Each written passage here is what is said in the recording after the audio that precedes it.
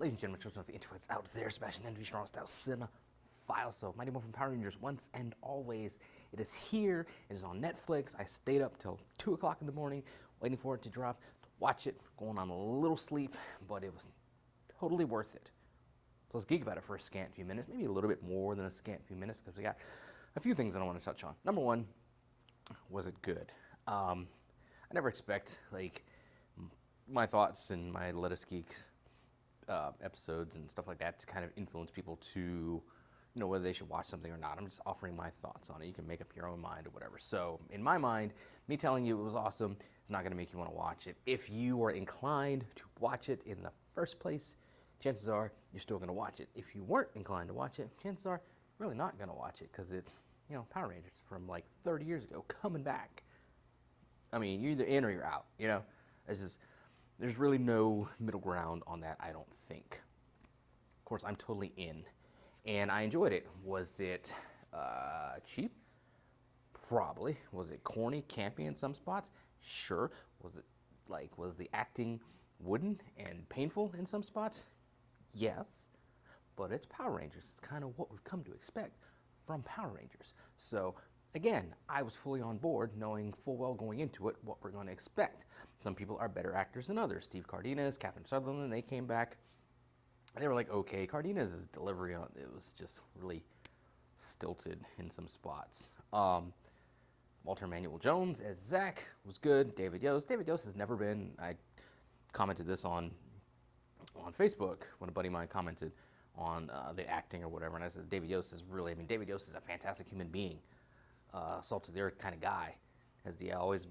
I mean, he's just never been the best actor. It is what it is.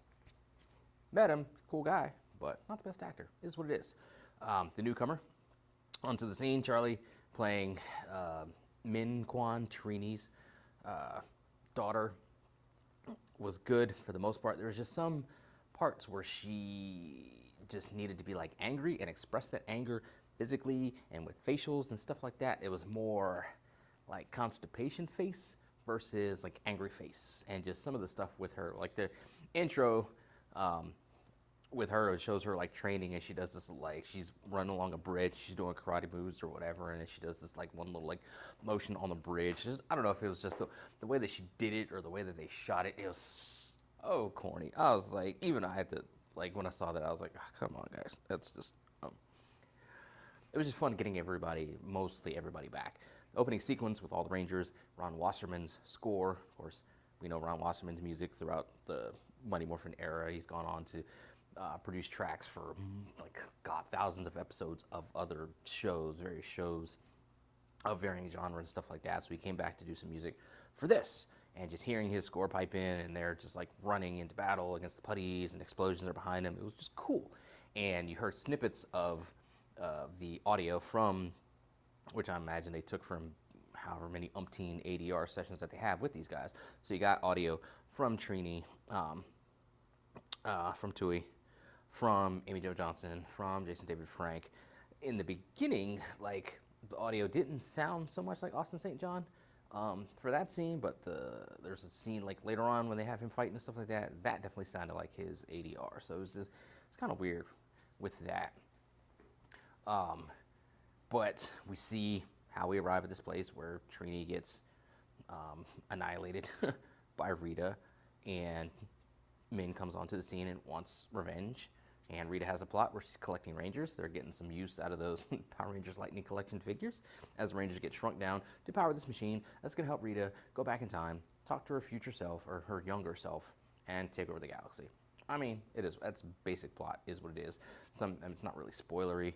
Some people could have, and a lot of people did, kind of guess that's where we were going to get from the plot, from the story of this. A lot of people guessed where Robo Rita was going to get her new body from, the reasons for it, which we'll talk about in a second. I just kind of want to get some general thoughts away, and then we'll delve into some specific spoilers.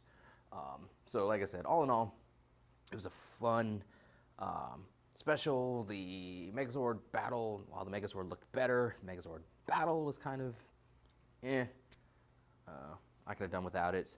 some of the wire fu that they were doing when they were civilians, some of the slow-mo shots with them when they were attacking Rita just looked bad. I could have done without those. But again, it's like Power Rangers, take the good with the bad. I think the actress playing Min rocked her storyline as far as like wanting revenge for her mother and just trying to be a ranger and like things not working out for her, getting in more trouble than she's actually helping. And then as we go towards the end with her eventually getting in the suit, which we know is going to happen, not really spoilery, all that worked out. So it was a good, fun way to see some familiar faces. Again, we don't get Amy Jo Johnson back because they didn't give her the bag or she's busy or whatever.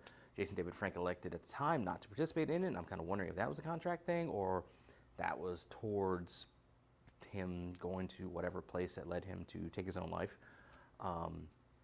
when he did. But also, he had kind of officially retired as Tommy a little bit before that because, I mean, dude had been Tommy all the years of Mighty Morphin Power Rangers, and then Zeo, and then Turbo. He comes back in Power Rangers Dino Thunder as like a different, playing a different sort of Tommy Oliver, Dr. Tommy Oliver. Before that, he came back for the Forever Red team-up, which is still, for my money, the best team-up ever. Comes back in Forever Red, then Dino Thunder.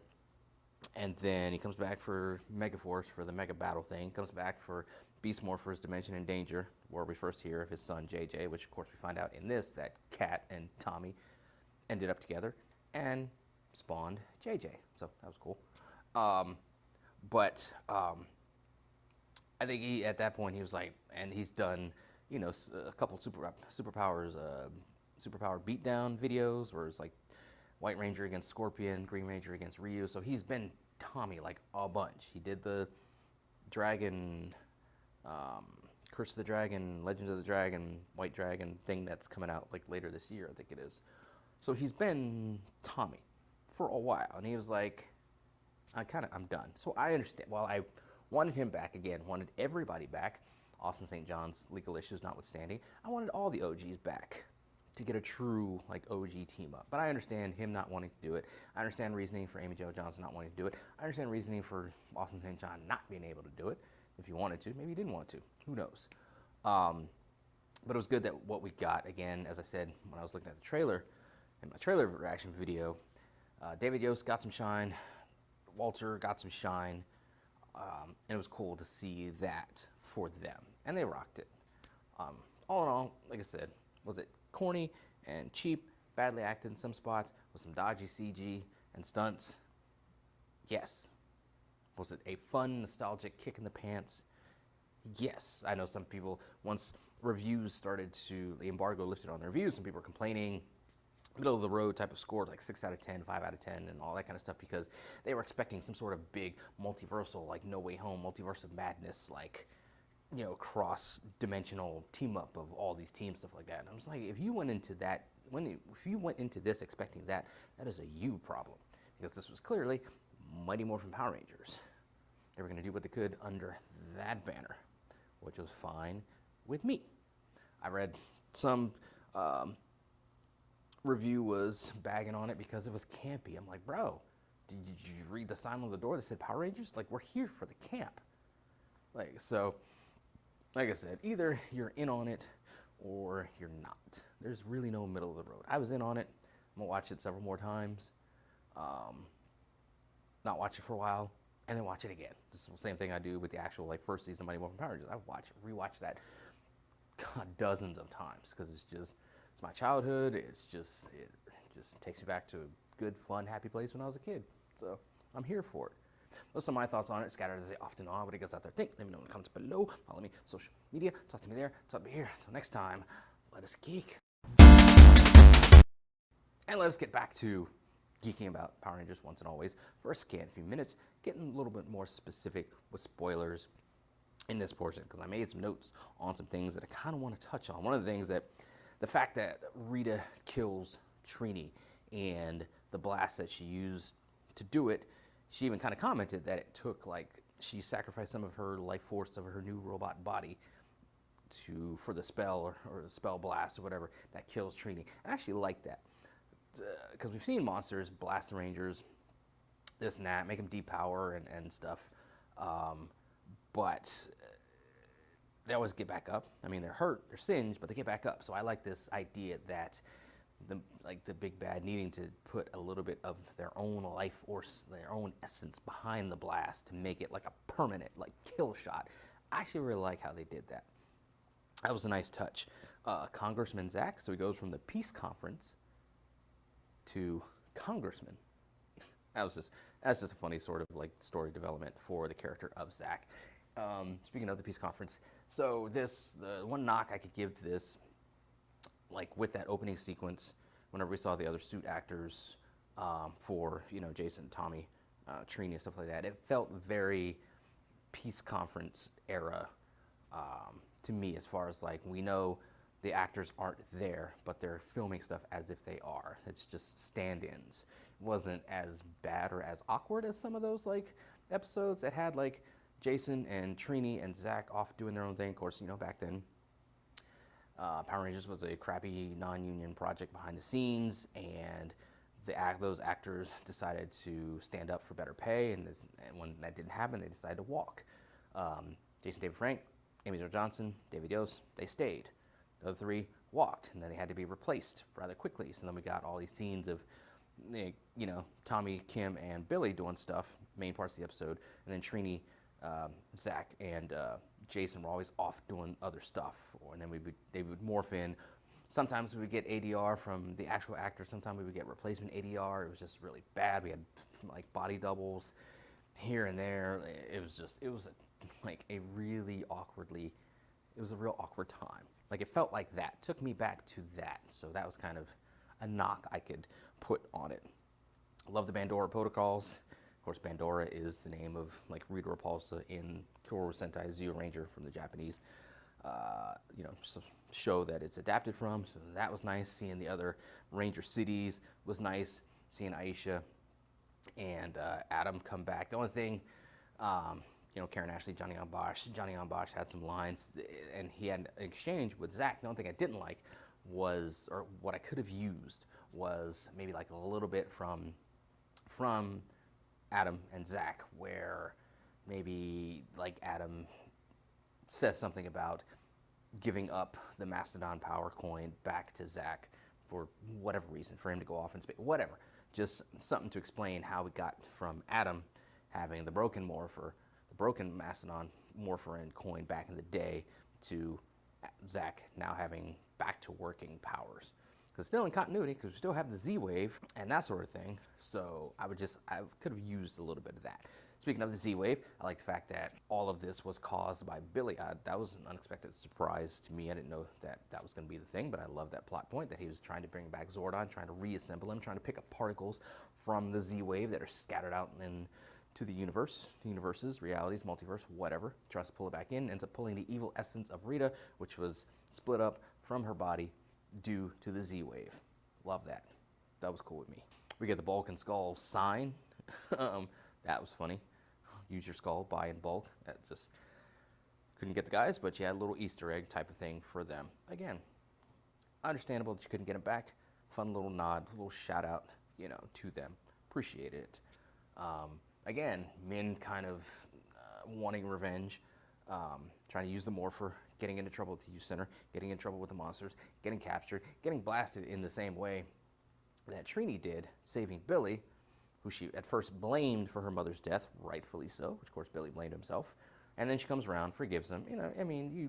Has a heart-to-heart with Zach, learns her lesson, typical Power Ranger stuff, after school special type learning experience type stuff. I'm cool with that. Then she gets blasted, the morpher takes the blast, and then she's able to use it to morph. So, it's kind of like a quick Deus Ex, type of situation. It's like time's running out. She still hasn't morphed yet. Kind of need her to morph because we need to finish the show. It felt like kind of a little bit rushed, a little bit of a easy cop-out hand wave type of thing to finally get her to morph. But again, it's an hour long. I understand it. It's fine. Again, what I said before, her actress, for the most part, handled like the emotional stuff, handled her scenes. I felt like I believed her. It's just when she needed to be angry, it was either it was constipation face. Like her delivery on on that wasn't the best. But again, it's Power Rangers. You're not expecting like Oscar-winning, SAG-winning performances here. Emmy-winning performances. That's not what we're getting, and that's cool, as it is. Again, it was cool seeing the Megazord fight with Snizzard, or seeing the Megazord in kind of newer CGI. Not the best, but it is what it is. The fight with Snizzard was kind of like, like I said, I could have done without it. I like the new effects of the putties breaking off into pieces